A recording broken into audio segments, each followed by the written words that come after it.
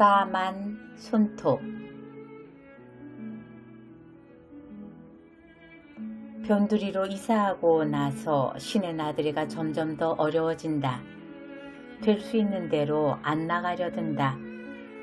택시미터로 왕복거리를 계산하면 올림픽의 마라톤 코스가 훨씬 넘으니 끔찍한 생각이 든다. 자연히 꼭 나가봐야 할 일들을 어느 하루로 모아 한꺼번에 치르게 된다. 일전에도 4가지쯤의 스케줄을 가지고 시내 나들이를 했다. 이럴 때 우리 아이들은 엄마 새끼줄이 또 꼬이겠다고 놀리기도 하고 걱정도 해준다. 빠듯하게 시간 약속을 해놓고 뛰다 보면 더러 차질도 생기고 시내 교통편에 따라 아예 약속 하나는 빼먹어야 하는 일도 생기게 마련이다. 그날은 택시도 못 잡아 전철을 타고 시내로 나갔다가 문득 손잡이에 매달린 내 손을 보니 손톱이 새까맸다. 다른 한 손을 보아도 마찬가지였다. 가을이 깊어갈 때 여름에 들인 복숭아물이 손톱 끝에 금음달처럼 애절하게 남아있다면 또 모를까. 새까만 금음달이라니. 나는 주먹을 쥐고 안절부절을 못했다. 그날 아침 뿌리가 새로 돋아난 바이올렛을 화분에 옮겨 심으면서 흙을 너무 주무른 게 탈이었다. 꽃삽도 있건만도 몇 개 되지 않은 화분을 손질할 때마다 나는 곧잘 손으로 흙을 주무르기를 즐긴다. 어느 때는 밀가루 반죽하듯이 괜히 흙장난을 할 때도 있다. 땅 한 평 있을 리 없는 아파트 베란다의 타일 바닥에서 말이다. 화분이 많은 것도 아니고 특별히 까다롭거나 귀중한 희귀종을 기르는 것도 아니다. 물을 주는 것 외엔 따로 신경을 안 쓰다 보니 까다로운 종류는 대개 죽고 아무 데서나 잘 자라는 종류들만 남아서 번성을 하고 있다. 번성하는 대로 화분 수를 늘리려 해도 흙이 없으니까 부엽토를 부대로 사다 놓고 길가나 어린이 놀이터에서 조금씩 파온 모래흙과 적당히 섞어서 내 딴엔 비옥한 흙을 만든다. 그러니까 그날 내 손톱 밑에 낀 건 결이 곱고 새까만 부엽토였다.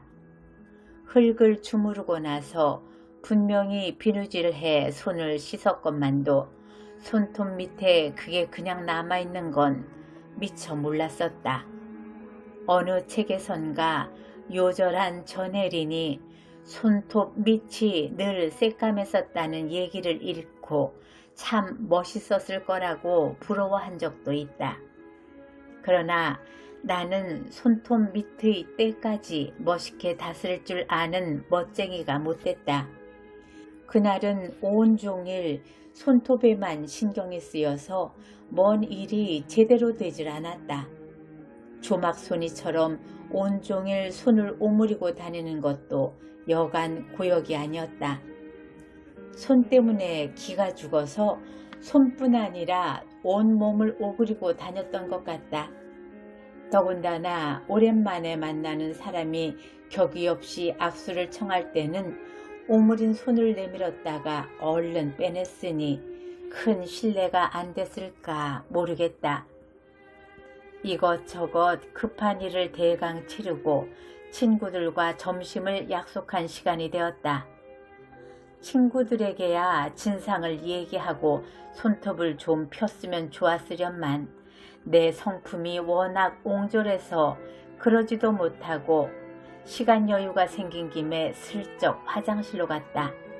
눈을 씻으면서 옷핀으로 하나하나 손톱 밑을 후벼 파니까 조금 나아지긴 했지만 아주 깨끗해지진 않았다.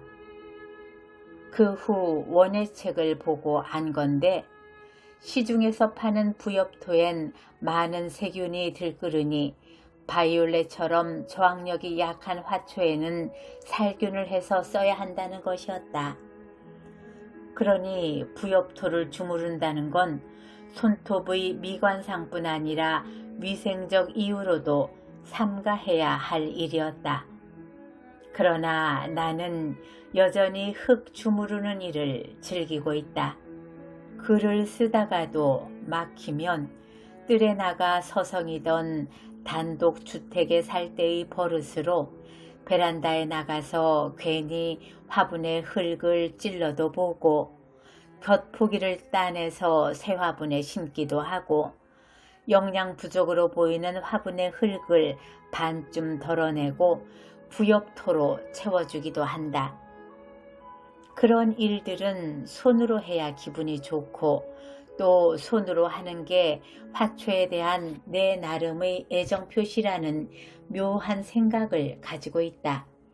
마치 콩나물은 손끝으로 주물락주물락 묻혀야 제맛이 나지 고무장갑 낀 손이나 젓가락 끝으로 묻힌다는 건 먹는 사람에 대한 애정 없음과 진배 없어서 입맛 떨어진다는 편견과도 같다. 이런저런 까닭 없이도 흙을 만지고 싶은 건 거의 인간 본능이 아닐까? 시집간 딸이 아이를 데리고 오면 내가 귀여운 외손자를 위해 해줄 수 있는 가장 좋은 일도 그 녀석을 데리고 나가 마냥 흙장난을 시키는 일이다. 내가 아이를 데리고 나갔다 오면 흙투성이 아이를 목욕시키고 옷을 몽땅 갈아입혀야 하기 때문에 제 애미는 집 안에서 놀길 바라지만 아이와 나는 벌써 이심전심으로 통하는 게 있어 서로 눈을 맞추고는 아파트를 빠져나간다. 집 안에서 아이를 놀리려면 이것저것 만지면 안 된다고 치우고 주의 줘야 할 것도 많지만 단지 공터에 아이를 데려다 놓으면 전혀 그럴 필요가 없다. 장난감 없이 흙과 돌과 풀만 가지고도 아이는 지루한 줄 모르고 논다. 아이에게 집 안에 없는 자유가 주어졌기 때문일 게다. 집 밖에서까지 흙장난을 하는 주책을 부리진 않지만 흙장난에 몰두한 아이를 바라보는 게 그렇게 즐거울 수가 없었다. 흙과 자유는 아이를 싱싱하고 생기있게 한다. 집 안에서 장난감이나 그림책 가지고 놀 때 하곤 딴판의 빛나는 생기다. 아이는 곧 신발짝을 여기저기 벗어던지고 맨발로 놀지만 나는 구태여 신발을 신기려 들지 않는다. 아이의 흙 묻은 땅 위에 서 있는 토실토실한 두 다리가 마치 어린 나무처럼 보기 좋아서이다. 어린 나무가 열심히 땅의 정기를 빨아올리듯이 나의 손자도 땅의 굳셈과 정직함과 늠름함을 그 실한 다리로 빨아들이는 것 같아서이다. 흙장난을 아이는 얼마나 좋아하는지 장난감 없이도 심심한 줄을 모를 뿐더러 배가 고픈 것도 모른다. 너무 오래 놀면 허기가 질 것 같아 억지로 달래 집으로 데리고 들어오면 아이의 꼴이 말이 아니다. 제 어미는 기겁을 해서 우선 옷을 벗기고 목욕탕으로 데리고 들어간다. 벗어놓은 아이의 옷에선 흙이 우수수 한 바가지나 떨어진다. 씻고 나온 아이가 얼마나 생기 있어졌는지도 그 생기가 흙에서 빨아들인 생기라는 것도 아마 저희 애미는 모르리라. 흙장난을 하고 난 아이는 먹기도 잘 먹는다. 왕성하게 먹고 나서 낮잠을 자는 아이를 보면 손톱 밑이 새까맣다. 저희 애미가 그렇게 극성맞게 씻겼건만도 거기까진 미처 눈이 안 미친 모양이다. 눈에 넣어도 아프지 않을 것처럼 귀여운 손자의 짓이라 까만 손톱도 예뻐 보였지만 저희 애미 눈엔 우글대는 세균 덩어리로 보일 것이 뻔해서 얼른 손톱깎이로 아이의 손톱을 깎아주었다. 아이의 손톱은 잘 때 깎아주는 게 가장 안전하다. 나와 내 손자가 그렇게 좋아하는 단지 앞 공터에 요새 건축 붐이 일고 있다. 앞으론 어디서 녀석의 발에 흙을 묻혀줄 것인가. 1983년.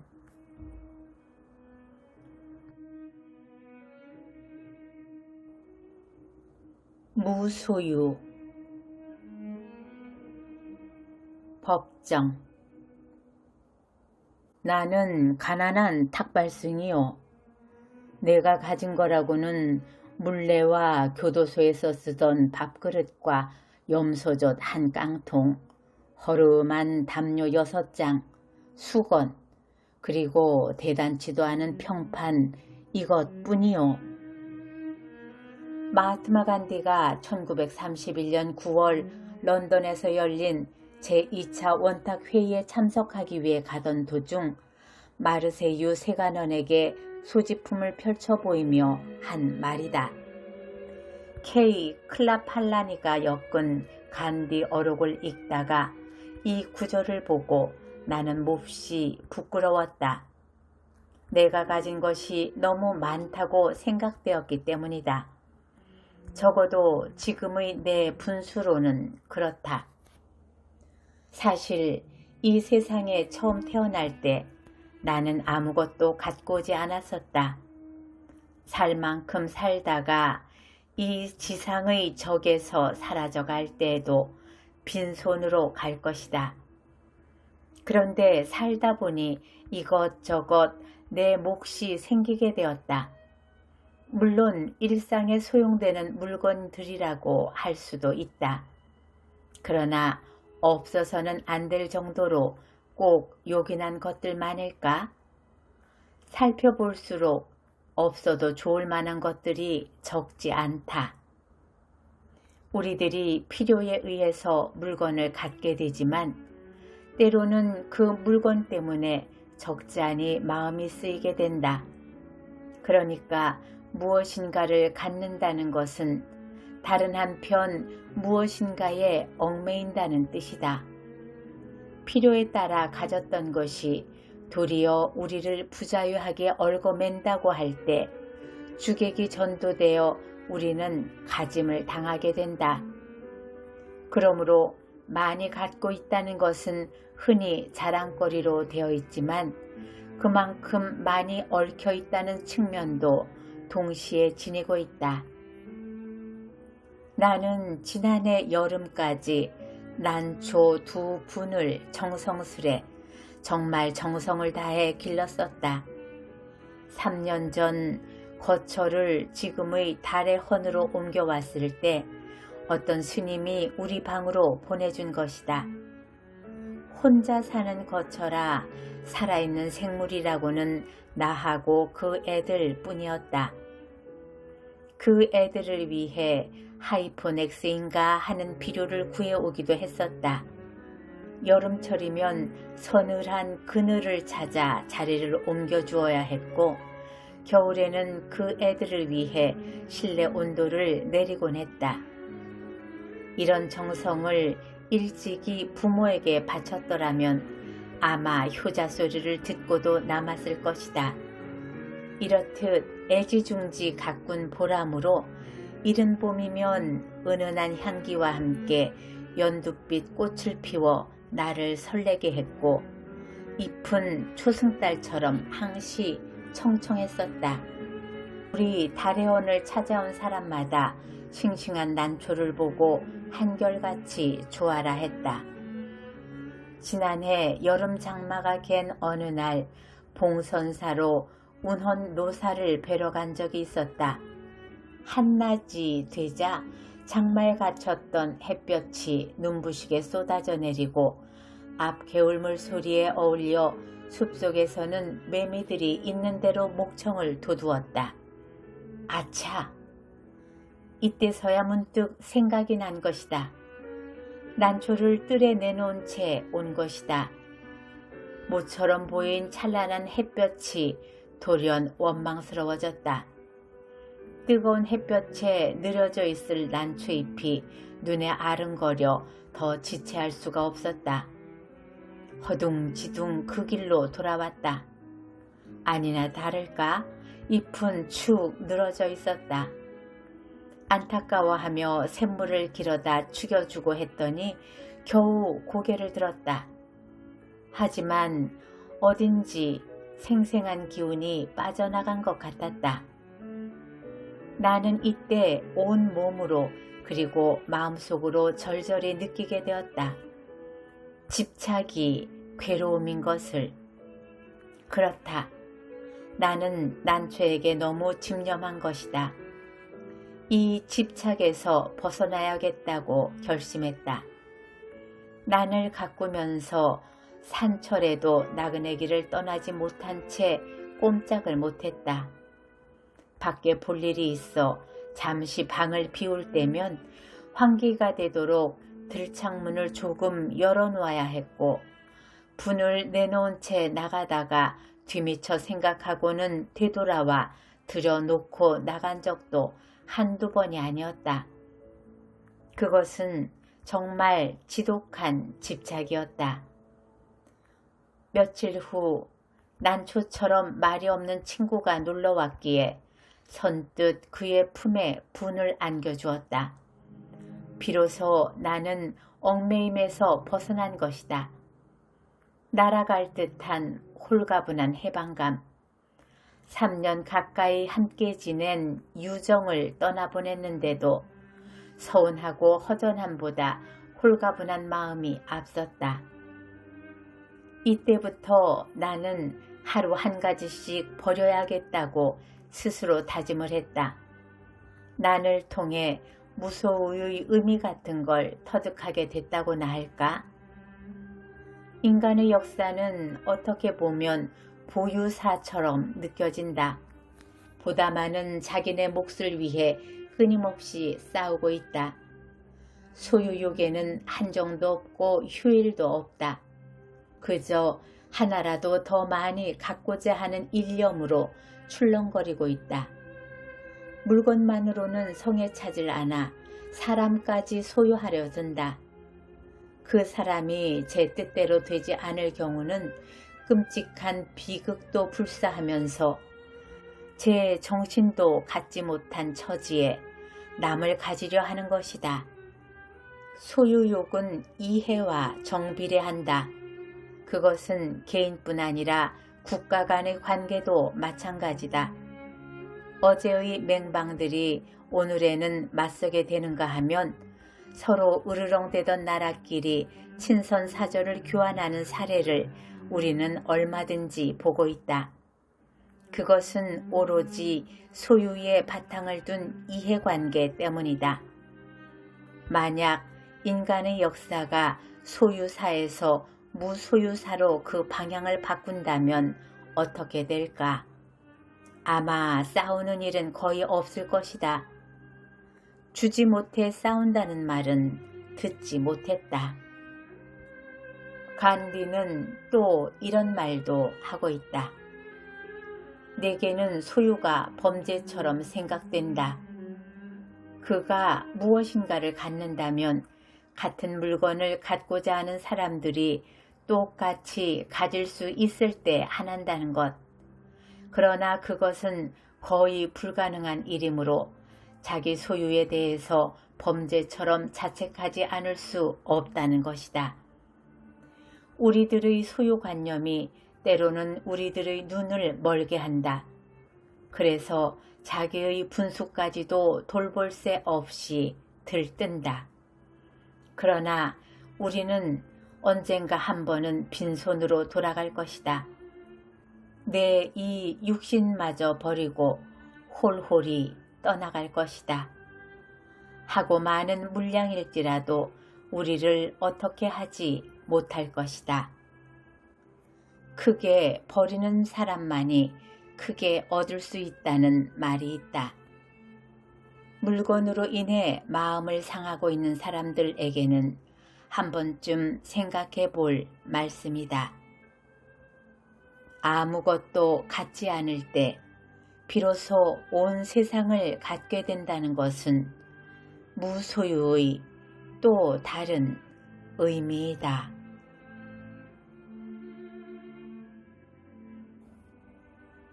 잃어버린 물건들. 낚시질 놀이에서 얻은 외짝 장화의 의미. 이어령. 거리를 지나다가 이따금 이삿짐을 나르는 광경을 보면 슬픈 생각이 든다. 거리를 누비고 지나가는 가구들의 인상은 생활에 시달린 늙은 아버지의 얼굴 같다. 아무리 부잣집 이삿짐이라 하더라도 거기에는 피로한 생이 묻어있다.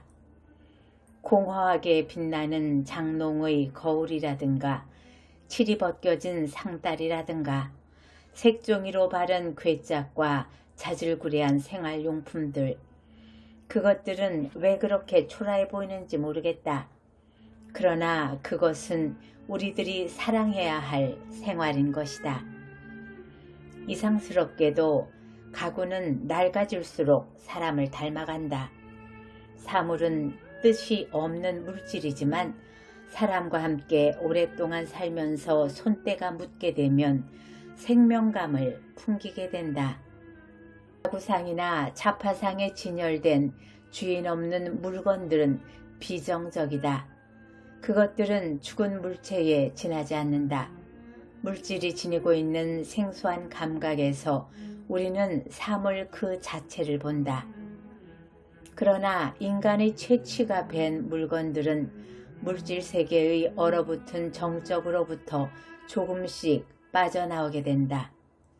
고물상의 의자는 물체가 아니라 늙은 창녀의 추억과 같은 것이며 쓰레기터에 내던져 부서진 완구는 방황하는 미아의 모습이다. 그것들은 결코 우리와 무관할 수 없다. 사물은 침묵하는 언어며 우리들 생의 한 부분이다. 고물들은 버려지지만 살아있다. 퇴색해 갈수록 살아있다. 신흥도시의 빌딩가보다도 1000여 년 전 폐허의 유적지에서는 하나의 돌, 하나의 기와장에도 피가 흐르고 있다.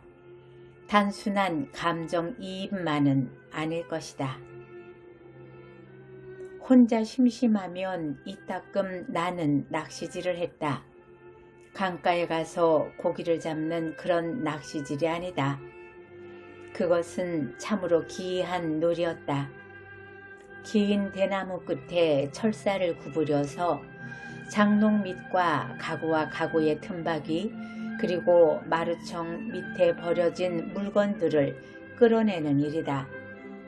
말하자면 잃어버린 물건, 모르는 사이에 우리 생활 속에서 아주 잠적해버린 그 사물을 낚시질하는 장난이었던 것이다. 처음에는 장롱 밑으로 연필이 굴러 들어갔기 때문에 그것을 꺼내려고 한 일이었다. 그러다가 연필만이 아니라 잃어버렸던 물건들이 많이 있다는 걸 알아낸 것이다. 사람의 눈이나 손이 미치지 않는 구석진 곳엔 언제나 어둠과 먼지가 깔려 있었다. 좁지만 그 망각의 지대를 탐색한다는 것은 정말 재미가 있었다. 나에게 있어서 그것은 솔로몬의 동굴과 같은 것이었다. 얼굴을 방바닥에 깔고 가구가 놓인 밑바닥 같은 데를 들여다본다. 처음엔 깜깜해서 아무것도 보이지 않지만 시간이 좀 흐르면 어둠 속에 눈이 익어 어렴풋이 무엇인가 사물의 윤곽들이 떠오른다. 그러나 대나무로 그것을 끄집어내는 일은 그리 쉬운 일이 아니었다. 너무 힘을 주면 그것들은 더 깊숙이 안으로 굴러 들어가게 된다. 호흡을 죽이고 조금씩 앞으로 당겨야 한다. 물건과 대나무가 부딪히는 촉감과 매캐한 먼지 냄새, 그리고 곰팡내 같은 것이 나의 상상력을 자극시켰다. 먼지와 어둠 속에서 졸고 있던 물건이 이윽고 밝음 속으로 나와 그 정체를 드러낼 때 기쁨은 절정에 달한다. 물론 보석 같은 것은 아니다. 내 솔로몬의 동굴에서 찾아낸 물건들은 사이다 병막에나 단추나 안약병이나 녹슨 호루라기, 그리고 언젠가 잃어버렸던 셀룰로이드 삼각자, 지우개, 연필 토막, 나무 조각 같은 것들이다. 그래도 내 마음은 언제나 흡족했다. 대체 이것들은 어떻게 하다 이 속으로 숨어버리게 되었을까? 그 중에서도 아주 낯익은 것들, 그리고 찾고 있었던 물건들이 나오게 되면 나는 가벼운 흥분에 취해서 소리치기도 했다. 아, 이게 여기 있었구나. 그리고 먼지도 털지 않고 그것들을 가슴에 꼭 껴안는다. 사방 탁자 밑에서 찢어진 만화책을 발견해냈을 때에도, 그리고 사랑방 약장 밑에서 소리나는 생철 팽이를 꺼냈을 때에도 모두 그러했다. 그러나 대개는 보잘것없는 물건들의 경우가 많았다. 용도를 상실한 쓸모없는 폐품들만 있었다. 생활에서 떨어져 나간 운석들이다. 깨지고 마멸하고 껍데기만 남아있는 물건들이었으나 그래도 나는 실망하는 적이 없었다. 하나도 버리지 않고 커다란 상자에 주워 담아서 온종일 물로 씻어내기도 하고 종이로 붙이기도 한다. 그러나 이 일 때문에 집안 식구 사이에 작은 논쟁이 벌어졌다.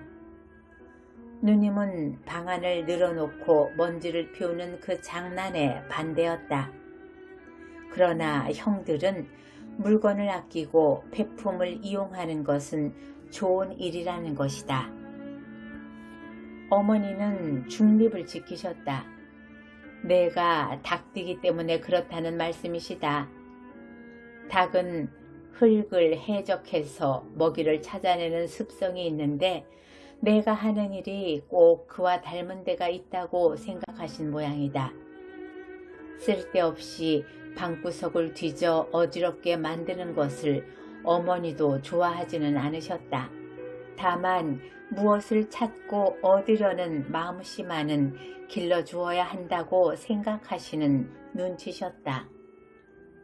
나는 내 의견을 정확하게 표현할 수는 없었지만 무언가 좀 다른 이유를 들어 내 낚시질을 설명해 보려고 애썼다.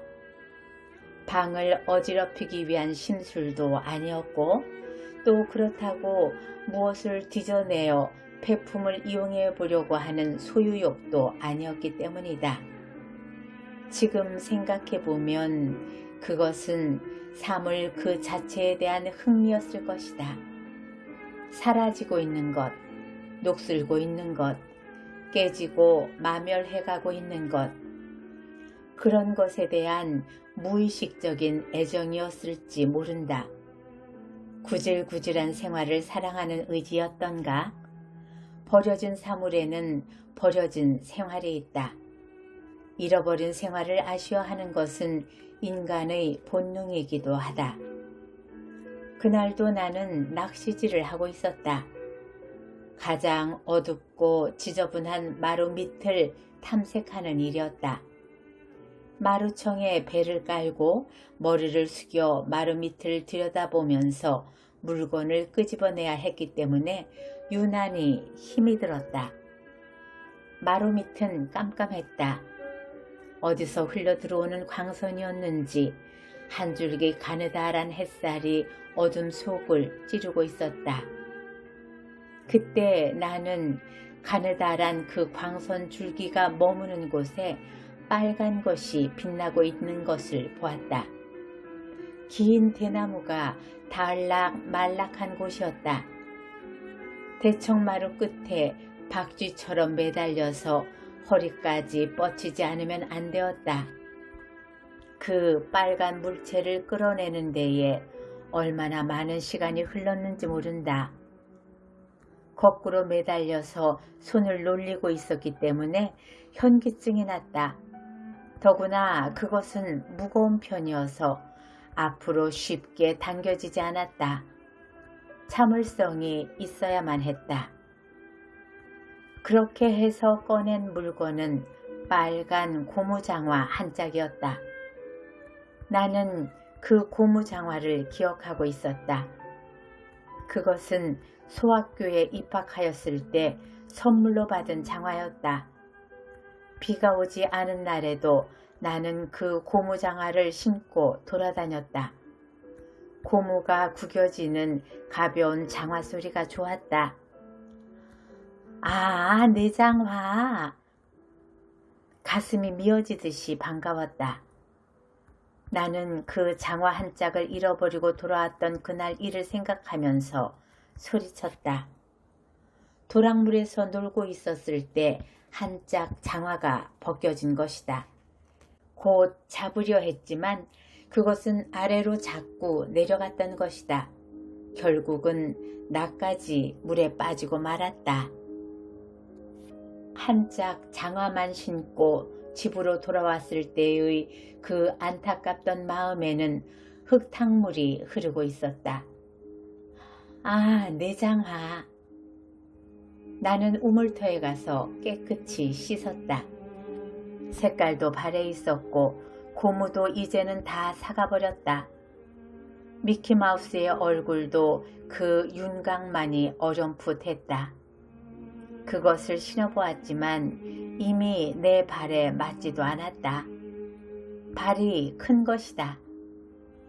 그것을 신고 도랑물에서 물탕을 치며 놀던 그 아이는 이제 아무 데서도 찾아볼 수가 없는 것이다. 외짝 장화처럼 시간의 흐름 속에서 그 아이는 떠내려가고 말았다. 그러나 한 짝 장화는 여기 이렇게 남아있지 않은가.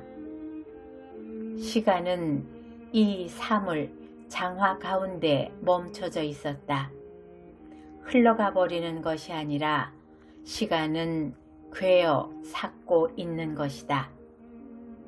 그것이 역사다.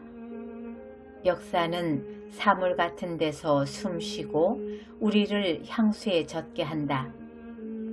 인간은 사물과 함께 살고 있지만 사물은 훨씬 더 많은 생활의 기억을 간직하고 있는 까닭이다. 무엇 때문에 나는 그 외짝 장화를 보고 그렇게 좋아했는지. 나는 지금 어른의 안목으로 그때의 일을 설명하고 있지만 아마 그보다도 훨씬 순수한 감정이었는지 모른다. 낡은 장화를 들고 들어왔을 때 집안 식구들은 모두 놀라서 소리치는 것이었다. 그때만은 누구도 내 편이 되어주지 않았다. 폐물을 이용하는 것은 훌륭한 일이라고 역설하는 형들도 어처구니 없는 표정을 하고 있었다. 세상에, 그게 무슨 짓이냐? 나중엔 별걸 다 끌고 들어오는구나. 나는 완전히 고립되어 있었지만 버리고 오라는 그 말에 양보하지 않고 상자에 진열해 놓았다. 엿장수한테 팔려고 그러니? 아니. 그럼 무엇에다 쓰려고 그러니? 몰라. 아무 곳에도 쓰지 않아. 무슨 말에도 신통한 대답을 하지 않으니까 저놈은 다음에 고물장수를 할 거라고 누나는 약을 올리는 것이었다. 나는 정말 엿사먹을 생각 때문에 그것을 가지고 들어온 것은 아니었다. 쓸모없는 장화였지만 그냥 갖고 싶었다. 짝 잃은 장화를 한쪽에만 신고 돌아오던 그날처럼 그냥 버릴 수 없다는 생각이 들었던 것이다. 그것은 무엇이었을까? 어두운 그늘 속에서 퇴색하고 있는 물건들은 그것은 무엇이었을까? 먼지처럼 묻어있는 매캐한 그 냄새는 그리고 무엇이었을까? 낡은 사진첩에서 먼 옛날 죽어버린 사람들의 얼굴을 찾아냈을 때 같은 그 서글픈 놀라움은 그것은 무엇이었을까? 수채구멍과 같이 역겹고 폐가처럼 적적하고 시오 넘은 증서와도 같고 헤어진 모닝코트 자락에서 떨어진 나프탈렌 같고 추녀 밑에서 녹슬어가는 풍경 같고 사가서 끊어진 구두끈 같고 입김이 새어버리는 낡은 호루라기 소리 같은 그것은 대체 무엇이었을까? 사라져버리는 사물들의 감각은, 폐품의 퇴적 같은 생활은, 그 애수는 어디에서 오는 것일까? 낚시질 놀이를 언제부터 그만두었는지, 그리고 그 외짝 고무 장화가 그 후에 어떻게 되었는지 지금 나는 기억할 수가 없다. 거리를 지나다가 이삿짐을 끌고 가는 사람을 만나게 되면 의례 나는 그 사가버린 빨간 고무 장화를 생각한다. 온통 그 짐들이 외짝 장화들로 쌓여 있는 것이라는 착각이 든다. 아니, 고물상자, 푸른 로이드 안약병과 삿포로 맥주 병마개와 찌그러진 단추, 녹슨 치차, 셀룰로이드 비누값, 부러진 칫솔, 폐품으로 가득 찬 고물 상자를 생각하는 것이다.